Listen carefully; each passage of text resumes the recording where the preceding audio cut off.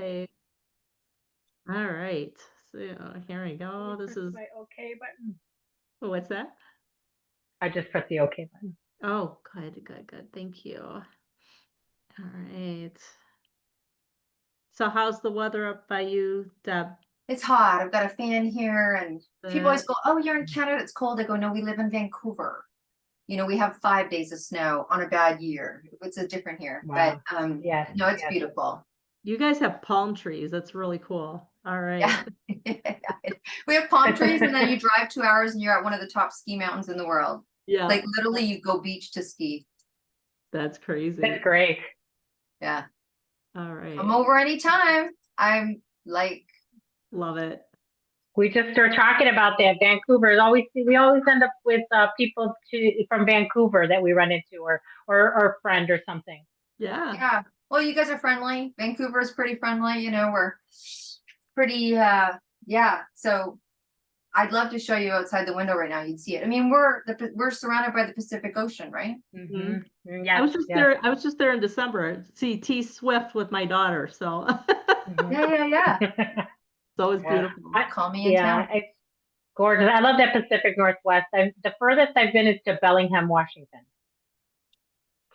I used to date someone there. I know that place Yes. well.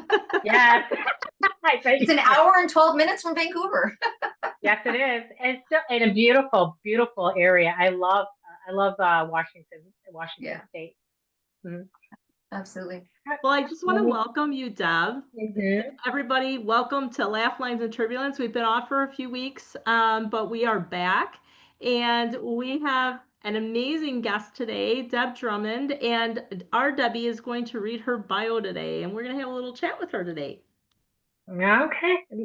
All right. Deborah Drummond has been an entrepreneurial maven for 30 plus years. She's the founder of Mission Accepted Media and visionary behind the 262 movement. Through these projects, 1,000 plus women and men have spoken on her stages and authored in her publications. Media impressions are in the millions and just getting started. So, Deb, please let us know. Give us the ins of what you do. Oh, what I do. I hang out. I talk to super cool women like you. We laugh a lot and think, what are we doing? No. The 262 project that you just talked about is a project that Mission Accepted Media, which is the name of the company, we do accessible media, right? Most of the time, the people that come to us are definitely self-funding entrepreneurs. They're looking for some return from their media.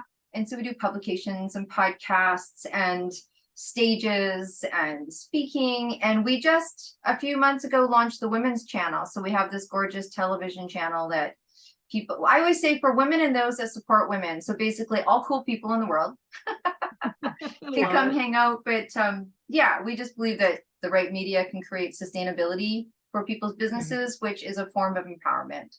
That's what we do. Outside of that, I have this cool kid that's kind of hitting in fashion and art, and I'm a momager. If you know what a momager is. It's a very proud, tired entrepreneur. I love that. Oh my gosh. So you're That's so balancing a cool. lot right now. Yeah.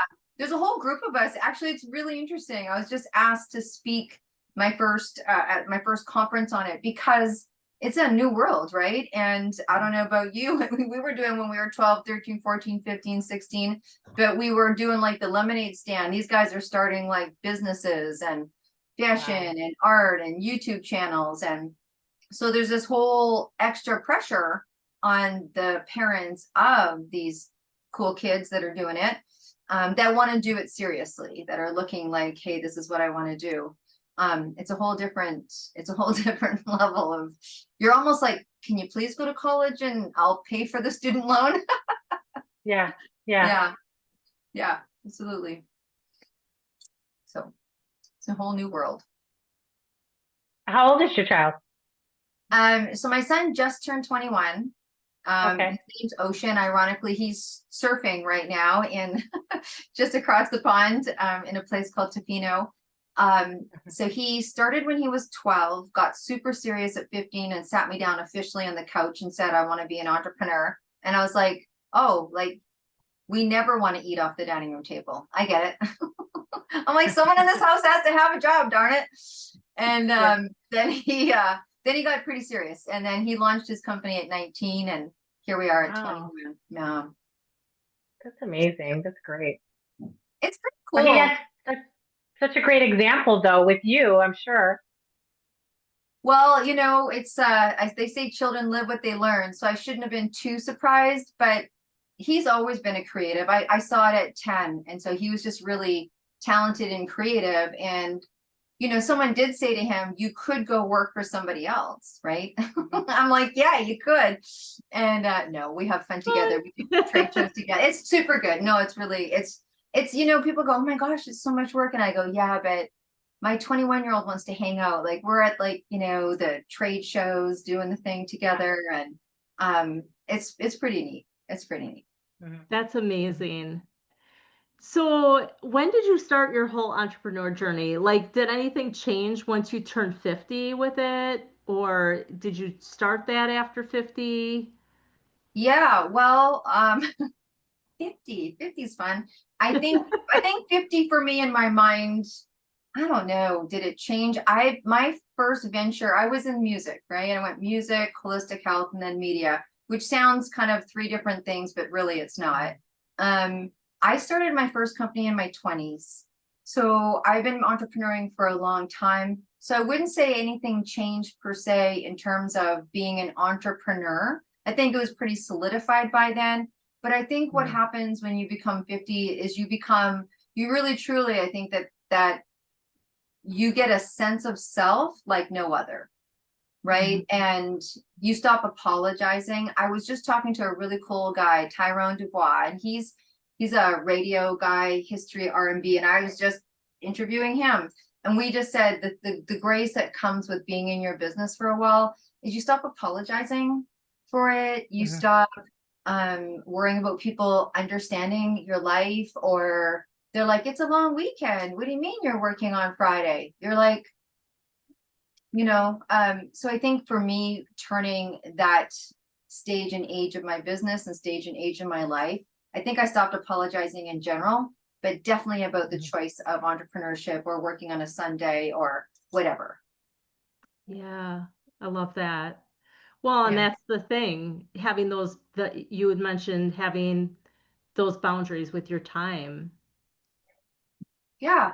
I think that that's what we do this for, right? And they're supposed to, I know that it feels like a lie being an entrepreneur, and they're like, you can do what you want when you want, because we still have things that we have to do. And sometimes I think we do more, but it's like whatever fills your heart, whatever fills your soul. Like, I don't feel like when I'm standing with my son at the tattoo trade show because he's dropping a new design that I'm having to. It's like I think I got over that a long time ago. It's I get to.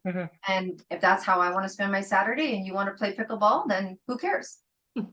That's right. Yep. I love that. And you're right, being unapologetic about what you're doing with your time, because that's your time, that's your life. You could choose to do whatever you want to do with that. And it doesn't have to align with anybody else's idea of how to spend it or standards either. Yeah.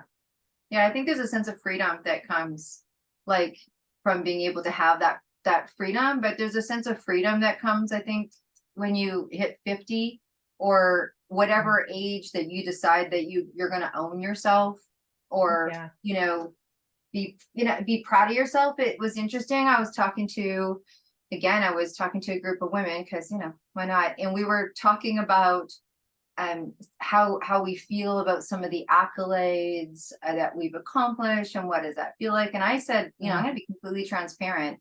The first time I remember feeling proud of myself, which was just something maybe from we all have childhood messaging or whatever, and I just don't ever remember feeling proud, because I came from a home that we were in survival.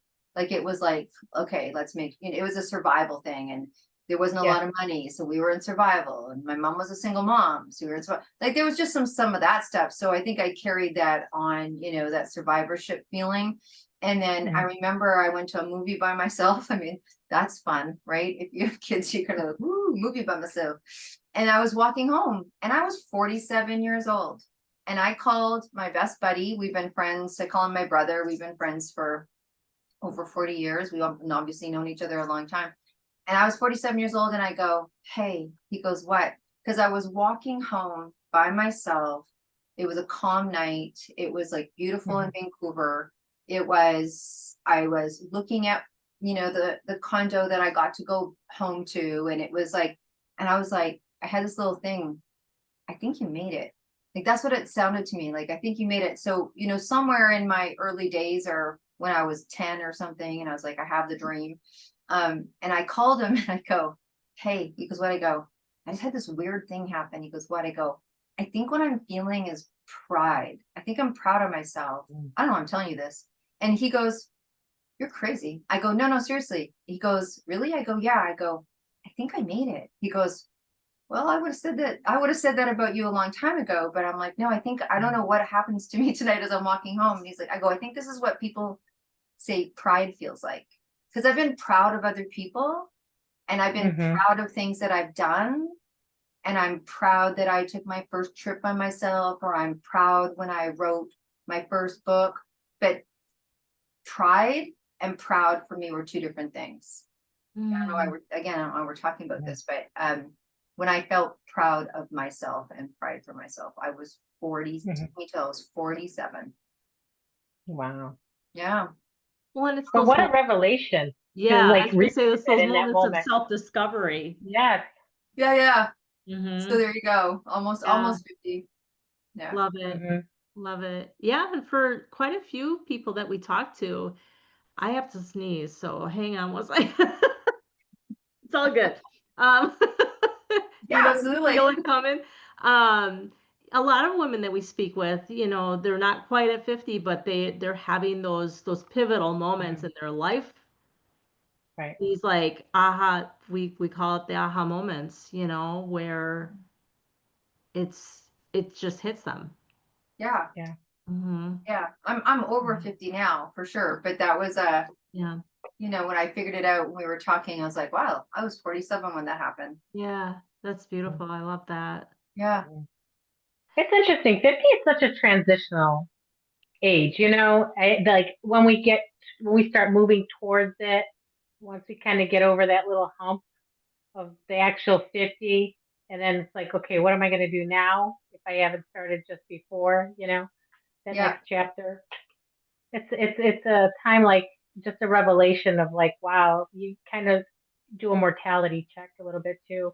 Mm-hmm. I think that's true. I think you do think about, even I've been, say if people are doing the same thing, like I've been an entrepreneur and how things change. I do think you take a different perspective on things in relationship to what's next, or what do you want to do? Or I think the bravery monitor steps up a little bit. Like, if I Yes. don't do it now, when am I going to do it? Right? Yep. Yes. Yes. 100%. Yeah. A lot of people write books, Mm-hmm. right? A lot of people write books or do Run their memoirs, start to do memoirs. Yep. Yeah. Well, I was just Change careers. yeah, oh yeah. Mhm. And that's Debbie and I. Well, I'm kind of in the same career, but that's when I wrote my book and started like expanding into entrepreneurship after 50. So, Yeah. but I was just telling Debbie, we have a friend that just passed last week, and at in her 60s, young 60s, and she went for it all. Like, she wanted to do something, she went and did it. And I said, like, that's the thing, that she lived her life in the way of like, I know I'm not guaranteed tomorrow, so I'm going to live my life and do the things that I want to do and that I love to do today. And she really sets the tone for many of us to do the same thing. I know, right? I think that starts to happen when you start going to less weddings and Mm-hmm. more other celebrations, Yes. right? Yeah. Yeah. I think you start to get a little bit you start to get a little bit braver, more fearless after 50 to Mhm. try new things or do new things that you were afraid to do before. So, I think you also assert yourself in a different way. We were talking about that when I was sharing earlier about you make decisions, you're more confident in yourself. And I actually think that that brings around different conversations. And I also think it brings different people to you. Like, Mhm. mm, I think when you start to really own yourself or brave up, or all of a sudden you're like, oh, you start to get different opportunities because you have a different sense of, I don't know if it's confidence or what have you, but yeah, Yeah, I think you say yes more often. yeah, the law of no, I agree. attraction. I love it. Yeah. So tell me, Deb, I'm just so intrigued because of the way you said your upbringing was, and Hmm. then you like broke the mold and you became an entrepreneur. Like, how was that shift for you? Like, Yeah, I think that, I've been an entrepreneur for a while now, and I think back when I think about even so, here's my son at 20, and I think about all the resources that are available. Like just from, well, first of all, just having, like, what do you want to know? Just pick it up and ask, right? Yeah. Some of the things that you need in terms of help. I think that when I decided to be an entrepreneur, I wouldn't say that my family was surprised I was doing something different, because I guess if people still use that, I was like the odd sheep in the family or the little duck waddling after everybody else, right? So I don't think that I walked the same path per se. Um, Hmm.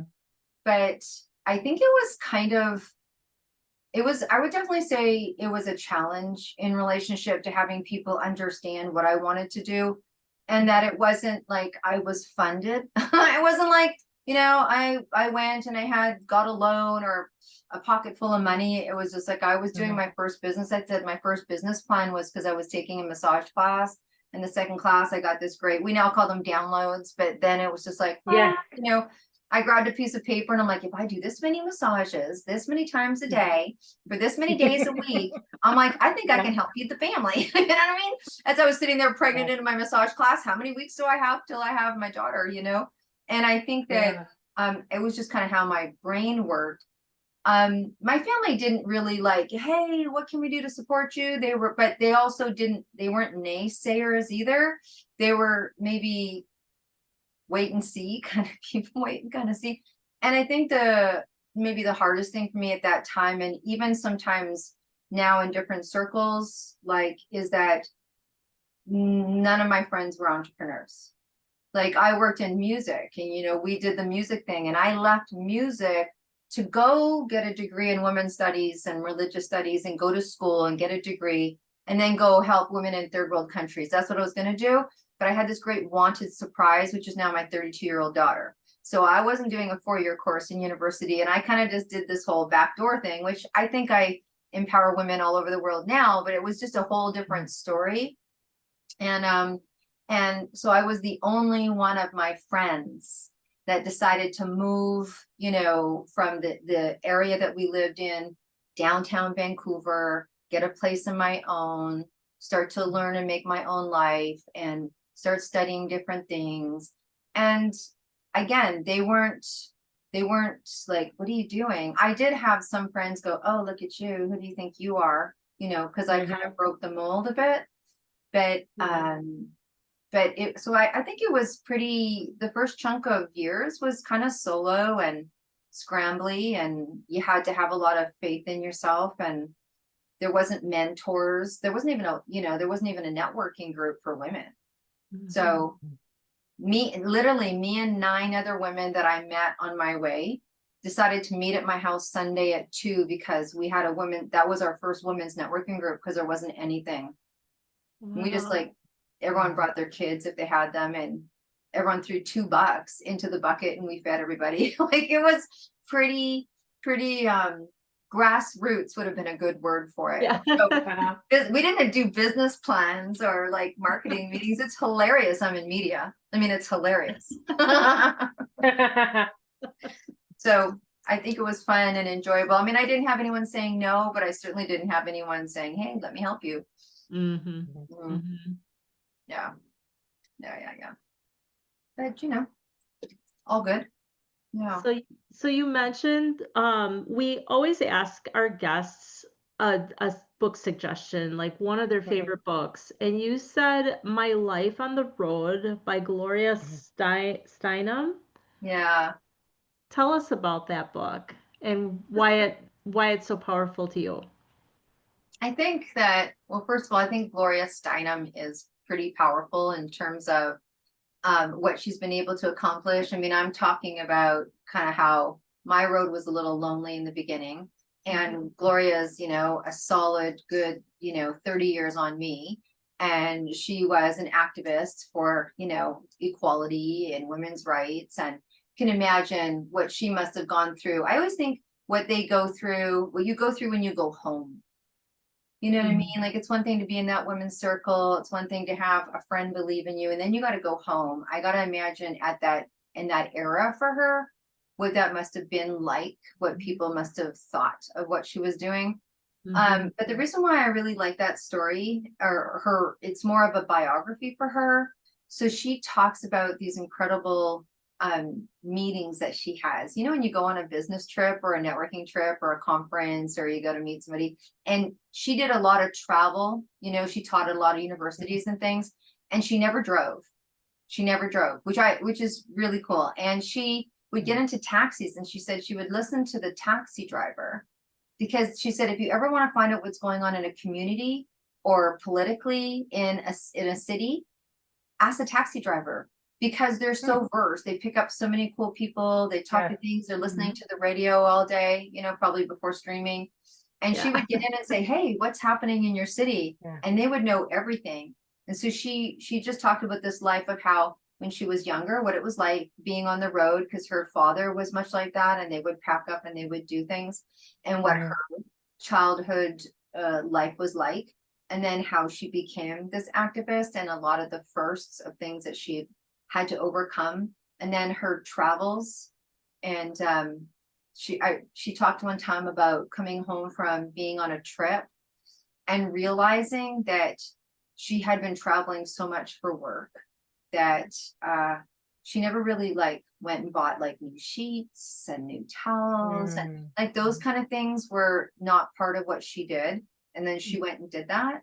And I think I related to it just because I've always had respect for her work and never really, I think she really let in an inside view into how she thought. Yeah. The second thing was really cool is because I did that when I traveled as well. I did a lot of travel for work and I made a lot of really cool friends that were honestly taxi drivers. And then the other thing was that um, I think it just gave me insight into some of the things that she was doing that were important. And it made some of the things that I was doing feel okay. Like, Mm. you know, so yeah, I just really related to her story and I felt really empowered and I think for her it was a lot of a solo journey and just what that must have been like. Hmm. Mhm. Mhm. Yeah. She was kind of leading the way, paving the way Yeah. for other women to Yeah. do Yeah. more work with women. Yeah. And I Mm. think that a lot of what we do is solo. I think that's what highlighted it for me. It's when you come home from the conference and close, and then you got laundry and piles and kids to feed or to not feed or bills that pile up. Like, you go to your mailbox, you're like, oh, life, right? And Yes. yeah, yeah. So I thought that was just kind of Yeah. cool, That's amazing. Mhm. transparent, just a Yeah. really great Yeah. story of someone's life. Nothing, Mhm. like there wasn't like, oh, this one story that she wrote. It was just a beautiful, it was poetic actually. Yeah. Yeah. Well, and Yeah. sometimes those stories about somebody's journey through, struggles Mhm. that they've faced and accomplishments that they've made are just some of those stories are the best. Yeah. Like those life stories. I think that's Yeah. probably why we enjoy that so much. Yeah. Yeah. Yeah. And very humble. Yeah. She's extremely Mhm. Mhm. humble. Yeah. Very relatable. So you could totally, on the human side of it, just relate to her so well as well. I wanted to always go. She does a really cool gala every year around May. And my girlfriend lives in New York, and I'm like, we have to go. Like, I've been saying that for a lot of years. I mean, I'm not one of these people that do a lot of regret thing. And I'm like, we need to go next year because she's, she's putting a few moonbeams behind her. And I'd like to see her. I met her once and had her sign my book. And I was like, I had a very short window with her. And I'm like, what do you say? I was just like, thank you. I was like, how do you sum it up? I'm like, thank you. She's like, you're welcome. I'm like, right on. You killed it. Sign your book, like, move along, little doggy. Bye now. Oh gosh, that's so cool. Actually, we were talking pre-show, Bellingham. I was shocked. I went to there's that theater in Bellingham. Like, how many people does it seat? A couple of hundred? And I was like, to me, I see Gloria Steinem filling a arena, right? I'm like, that's how important I think she is and her work is. And I'm like, what are you doing speaking at, 200 people? And I got a ticket, no problem. I was like, people should be banging down the door. We paid, $300 to go see Elton John, and he's worth every dime. But I'm like, let's go pay that to see her. Yeah. Right. Absolutely. Yeah. Oh gosh. So what we always ask our guests, what if you could talk to your younger self? I have the weirdest things happening in my neighborhood right now. I gotta focus. You got two funky ducks behind you. They're chickens. I mean, it's gonna be hard to focus. You know what I mean? That's right. That's right. So if you could speak to your younger self or a younger female, what advice would you give them? Well, I guess that would depend on what kind of question. If we're talking about like building business or just in life. Just life advice. In life in general, yeah. Yeah. I think one of the things that I would say, really do everything you could to get to know yourself. Like, do everything, do the therapy. Do the therapy. I mean, I don't think anyone comes unscathed. Like, and I think the more you know yourself, and when you can literally stand outside yourself and start to observe yourself and what you think, I think you get to love yourself once you know yourself. Because once you know yourself, then you can start living from that paradigm, right? It's like, look, this is what I love about myself. This is what I know about myself. When you've overcome some things, I think it's easier to forgive life, to forgive people. And then I think your barometer for hanging out with good humans goes up. Right? I mean, I know I'll just share, like, I had some dysfunctional stories. I talked about, coming from a place that was kind of funky, different generation. Children should be seen and not heard. That's none of your business. You'll do what I say, not what I do. I mean, all the things, right? Money doesn't grow on trees, blah, blah, blah. So, and then just all the funky stuff of that generation, so I fed you, there's a house, roof over your head and clothes on your back. Like, what more do you want? I don't know, a couple hugs or something. I don't know. You know what I mean? So you come out, so I think when you kind of clean up whatever your stuff is, and if you have stuff, but if you stay on top of what that is or how you relate. So for me, I didn't come from a fully functional. I'm not saying that it was, I'm just saying I wasn't fully functional. So then the people in my life were not necessarily fully functional. And I had to work through that. Oh, look, I'm dysfunctional. You're dysfunctional. This is not fully functional. And it took me a while to get there. So I think that doing therapy or counseling or having someone that you can talk to truly that knows psychology, which may not be your best friend, right? Should be highly prized. Love that. I love that advice. I think that it's very interesting what you said with this generation. I think this Gen X generation is really truly trying to find themselves and love themselves. I love what you had said. Just love yourself, figure out the stuff that you've been through, kind of, and work on that sort of thing, because it really is hard to truly love yourself. And people also don't understand that, how important that is, because they feel weird. Like, I can love my kid, I can love, my pets or whatever, but loving yourself, we always put ourselves last with that. Mhm. Yeah, and I think that we used to be prized for that, right? The more you Yeah. gave, the more that was a big, like there was a lot of prize. There was a lot of prize in that, and I think that we can shove feelings away for a long time, or even when you're in a healthy state, sometimes crap happens. Like you can catch yourself off guard, or you have a boss that's making your life difficult, or like there's all sorts of things in life that can happen, or we lose a friend, maybe someone close or a family member. And if we don't find someone to help us move through that, that stuff just slowly piles up. And then the next thing you know, you could be having experiences that aren't conducive. So I don't think therapy is a one-time gig either. Mm-mm. Mm-mm. Yeah, I've heard the phrase a few times. You can't get over it, you have to move through it. So, and that's with anything that we've Yeah. been through in our lives that has not been the best, or the lenses that we look through, like you said, Deb, Yeah. things that we've heard.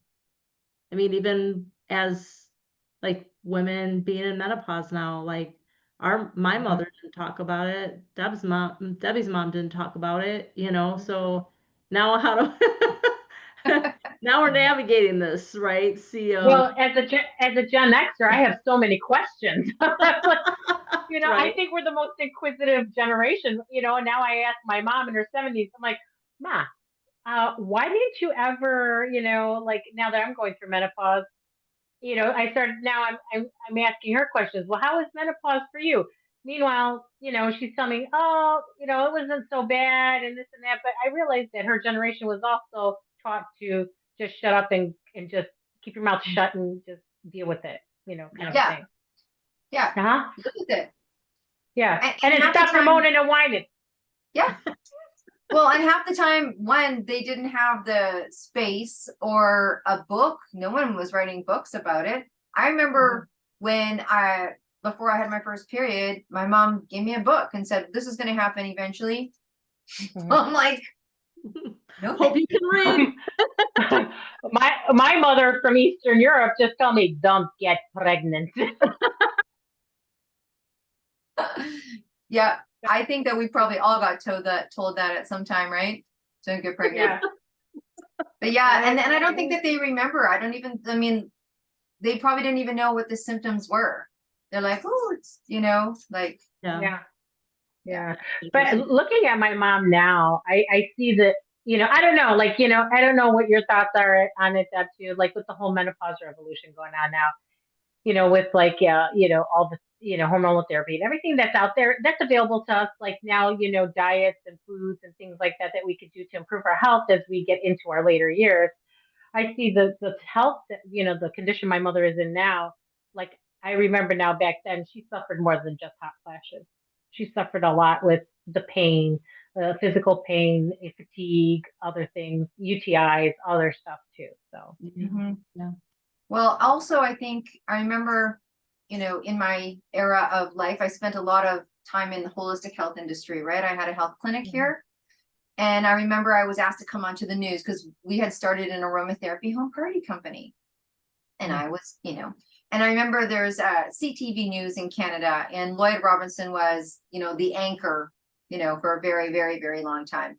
And so his question to me was about, like, why would someone use aromatherapy? What's aromatherapy for? Why would you?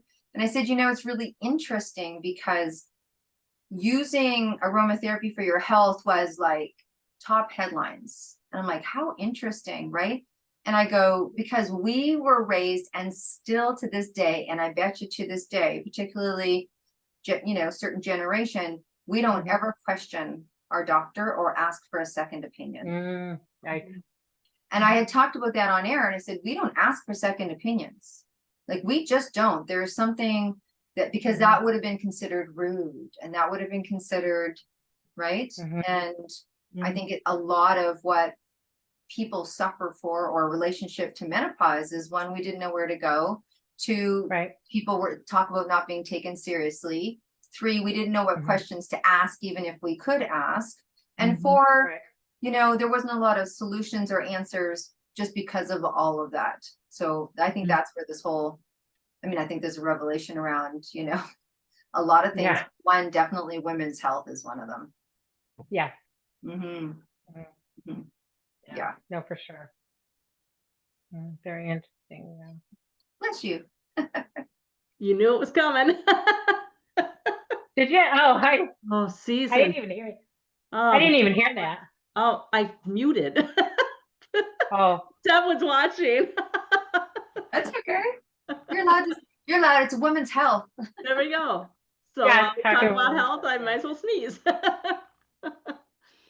Oh my goodness. Well, Deb, Well, it's. oh, go ahead, Deb. No, go ahead. Go ahead, Gina. No, you go. Oh. See, now we give people, now we're so kind to each other. We're like, no, you go. Hey, you go.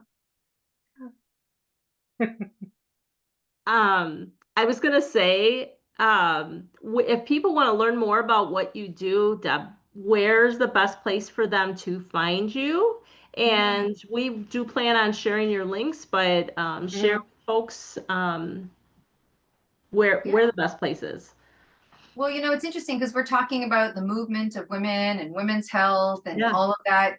And I think, and that's how I feel about media. Like, I was doing my world, and then this all started when I just woke up one day and I heard start a podcast and do an anthology. And I'm like, what's an anthology? And barely, I don't even think Rogan was out yet. And I was like, what? Yeah. And then, you figure out things as you go along on why. And the whole movement of women in media and the conversations that we have are like what we're having now.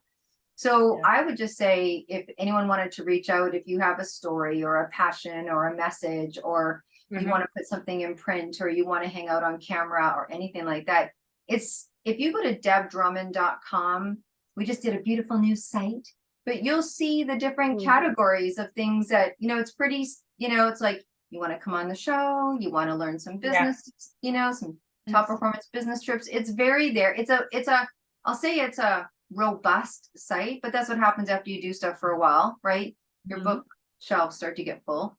But they can find different things. And I bypass my team on the contact. So if someone hits the contact, it literally goes to my email and not the team. And they can ask questions or want to hang out or want to be on the show, or honestly, or even just come and attend. We do like 8 women's summits a year, and it's by donation. There's been like 500 women come and share. So if you want to just sit in the audience and get inspired, just come hang out with us.